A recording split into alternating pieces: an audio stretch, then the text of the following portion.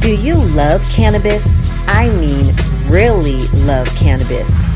If you're looking for the bomb food made with CBD, check out chefmaverick.com. Chef Maverick not only specializes in pop-up private catering events across the U.S., but she is also the owner of up-and-coming cannabis edibles brand Mav Snacks and Mav Sauce.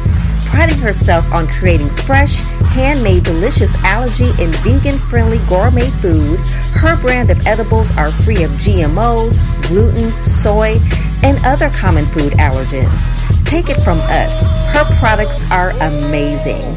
Check her out and order your products today at chefmaverick.com. That's Chef, Maverick.com. Well, Chef Maverick. Oh yeah, Chef Maverick coming up after the break. It's gonna be after the break, yeah. Right after the break. Shout out to Chef Maverick, baby. Yes, Holding yes, it down yes. on that 420 style, baby. It's the girl, it's Ruby V, and this is the Boom Bap Hour Uncut. We are welcoming our first special guest of the hour. Chef Maverick is our delicious sponsor for today's show. She is the owner of up-and-coming cannabis edibles brands Mav Snacks and Mav Sauce.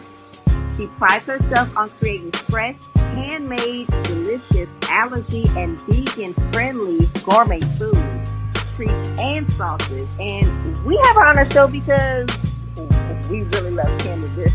So, hey, Chef Maverick. Hey, how's it going? Thanks for having me. How you doing? I'm doing good. Can't complain. Just, trying to live my best life as you getting through COVID. I know that's right. Well, girl, I love. Okay, so basically, the chef let us try some of her amazing products, her edibles, her food. Oh my God, it was so off the chain. Oh my God, it was so good. Thank you so much. I'm so glad you guys liked everything. Yes. So, tell us, what inspired you to start this wonderful business? Well, a few years ago, I'm working as a chef anyway, and I just, I noticed the trend in edibles. People getting more and more creative with edibles. And I started seeing more people cooking with it versus just brownies and, sweet things. So, as the person I am, I was like, it could be cool to have, a line of sauces and, things like that. And another thing that I did notice as well at the time was that because I have my own personal food allergies and dietary restrictions, there weren't many options for me when I went to my local dispensary. You didn't know if it was gluten-free or if it had soy or, what they put in it. And upon my research, I didn't find many products that I felt like I could actually consume and not have a reaction to. So that to me was just an opportunity for me to create something a little bit different. Wanted to create something that was a little more gourmet. And, give some people some variety because not everybody wants to always have gummies or a sweet snack. Sometimes you might want to, make some barbecue chicken and eat, edibles in a sauce form versus like a candy. So initially I started off with Mav Sauce. Had barbecue sauce, honey, ketchup, mustard, herb pesto. And that evolved to gluten-free cookies. And then that evolved to, just even creating more vegan and gluten-free stuff. So it ended up just kind of taking on its own shape after a while. When I first started, I didn't have any plans. It was kind of more so an idea that took off on its own. So, I would just say like my own personal dietary restrictions, my own personal experience with edibles kind of led me down this path. Okay.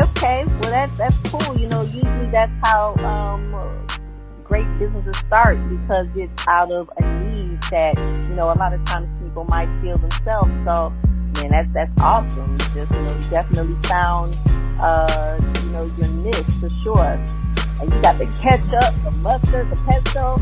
Like, that sounds like a hell of a barbecue going on. Right, exactly. You got you want to have a salad, you got salad dressing for you. You got some chipotle aioli. I get really creative. I also do like custom orders or special requests. So sometimes I might do something special. It gets fun. I get to get creative. I can pretty much include anything. So with this line, it's kind of English. Especially because I'm a chef and I can cook, whatever I want. So, it makes it fun. It makes it fun. I feel like a lot of edible companies have one lane. They have a gummy, or they have a cookie, or they might have, 2 or 3 things, but not many can actually stand up to what I can do. Yes, I was very, very impressed with just everything that I tried. The snacks, the granola. Oh my God, the granola. Woo! I think tamales. Tamales. That's awesome. Yeah, that's one of my favorite things. The good thing about the granola is, I wanted to put out something that was a little healthier, so it is sugar-free, soy-free, gluten-free, non-GMO. I use pretty much mostly organic ingredients, unless I can't find it organic, but it has to be non-GMO. With the granola, I use coconut palm sugar instead of regular sugar. I use maple syrup. It's vegan, so, I wanted to have something that people can kind of munch on, but it also kind of makes it feel good. Yes, it is delicious. Thank you so much. So you're currently based out of the West Coast, out of LA, and you work with some really large household names. Tell us kind of what you're doing out there in LA. Well, right now, I am doing a few different things. Obviously, I have the snacks and the sauce brand, but I also do catering and, private dinners and events. So I've been able to definitely cook for some of, Hollywood's finest. And then also working with Wolfgang Puck's catering in the past. We catered a lot of major events like the Oscars and stuff like that.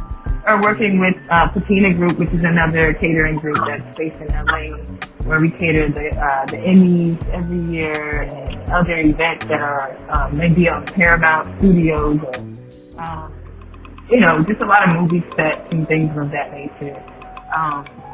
I've cooked for Barry Gordy. He really loved my food. I had to make him a special plate because he's vegan and gluten free. No one else is eating that. So I made him a special plate that he loves.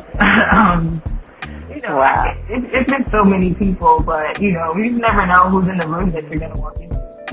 You never know who's hiring you to cook. So sometimes, but it's been really fun.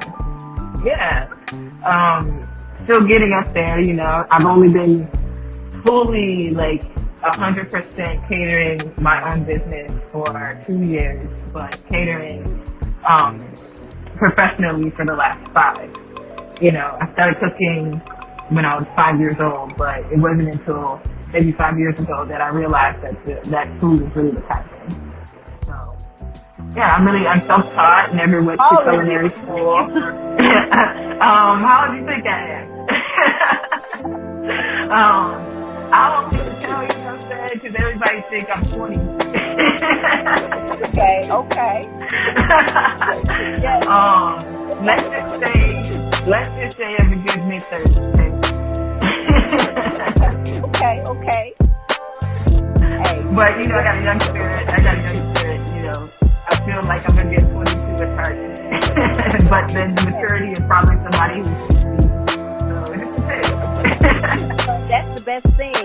You're looking young, but you got the mind, and you feel like it's reached a different point though. So kind of like it's the best of both worlds. So you get to, you know what I'm saying? Right there at that perfect age. You know what I mean? Exactly. I'm definitely grateful to be where I am at this age. It's been a long time coming. So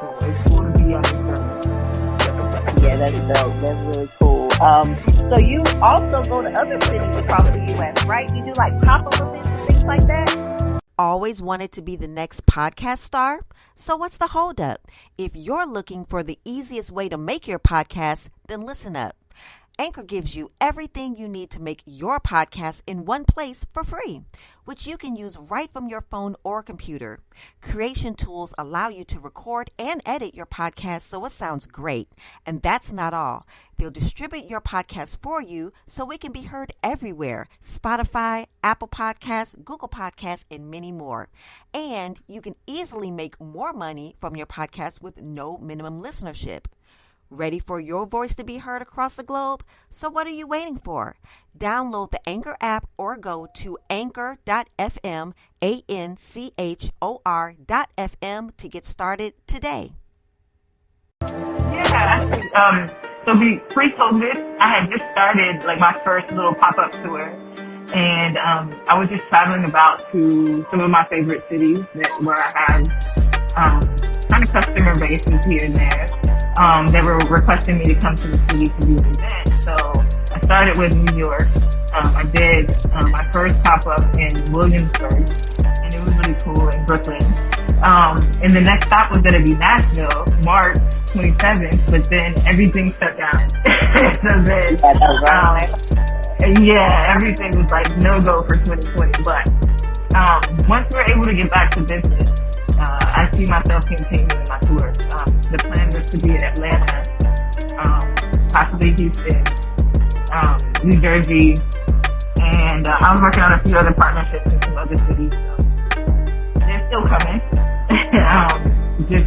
I am all over the place. I'm willing to really travel anywhere. So I really love traveling and cooking all over. It's really fun. Cool. So what's your favorite product that you make? What's your favorite? That's so hard. Being that I make almost everything. I guess it's really fun to make vegan food, gluten-free, and make it taste good, because a lot of people have this stigma behind gluten-free vegan food, especially gluten-free and vegan and soy-free. To have all three of those things and it tastes good, that's kind of rare. So that's kind of my specialty as far as like, what I really like to do is put people on to those types of foods that taste real good. And you kind of get a sense of, you don't necessarily have to have meat, you don't necessarily have to have dairy in order to have some fire food. So, I know that everybody loves it, including myself, but health-wise may not be the best for most people. So. Yeah, that's cool. And you just have a talent. I did try to make some, what is the vegan version of meat? The Seitan, or I forgot. I know I'm probably saying it wrong. Yeah, meat. I wasn't successful at first. I'm going to have to try that. Yeah, it is hard. It is a science, and it can be time. But you just got to really know the materials, and be familiar with, what vegetables have certain textures and things of that nature that could contribute to the overall texture of what you're trying to put together and taste. So, it's pretty fun. You get to be creative. Yes. That's why y'all need to go out and support this lady, because she knows what she's doing. Thank you so much. You just go to somebody who you know is going to be delicious. That's going to start you off on the right path. You know what I'm saying? Right. Like, definitely. I love feeding people. I love just being able to cater to everybody, to my client base. And, I've gotten a lot of really good feedback on everything. And everything is just kind of grown organically, and it's going really well. So I'm really grateful for everything that's going on right now. Just the reception that I'm receiving with the products and all that. So it's really cool. Well, they're awesome, so you definitely deserve it. Now, we got the one random question that we ask every guest, no matter what, they specialize in. What does hip-hop mean to you? Wow, that's a good question. It really means everything.